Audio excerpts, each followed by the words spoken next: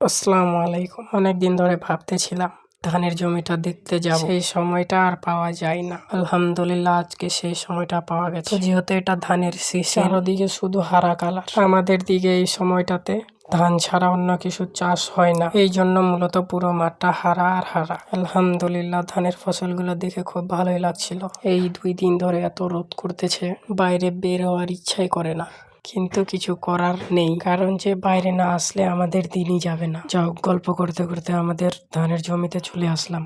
আলহামদুলিল্লাহ গতবারের থেকেও এবারে ধানের ফসল একটু বেশি ভালো হয়েছে। 2-1টা করে ধান ফুটেও গেছে, অথবা ধানের গাছ থেকে ধান বের হয়ে গেছে। আলহামদুলিল্লাহ। আমি তো আগেই বললাম, যেহেতু এটা ধানের সিজন, মূলত ধানের ফসল ছাড়া আর অন্য কিছু দেখা যায় না চারদিকে। তো এরপর অল্প কিছু ঘাস কাটতে হবে ছাগলের জন্য, কারণ যে রোদ পড়তেছে, এই রোদে ছাগলগুলোকে বাইরে নিয়ে আসা যাবে না।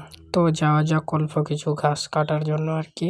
তো আমি দাবড়া সাথে নিয়ে আসছি, এরপরে অল্প কিছু ঘাস কেটে বাড়ি চলে যাব, কারণ যে অনেক রোদ পড়তেছে, অনেক গরম করতেছে, এই গরমে থাকা যাবে না। মূলত আমার ঘাস কাটা হয়ে গেছে, এখন আমি বাড়ি যাব। আমার ভিডিও যদি আপনাদের কাছে ভালো লাগে, ভিডিওটাতে একটা লাইক, একটা কমেন্ট করে যাবেন। এর পাশাপাশি ফলো করে নেবেন, আপনাদের কাছে অনুরোধ রইল।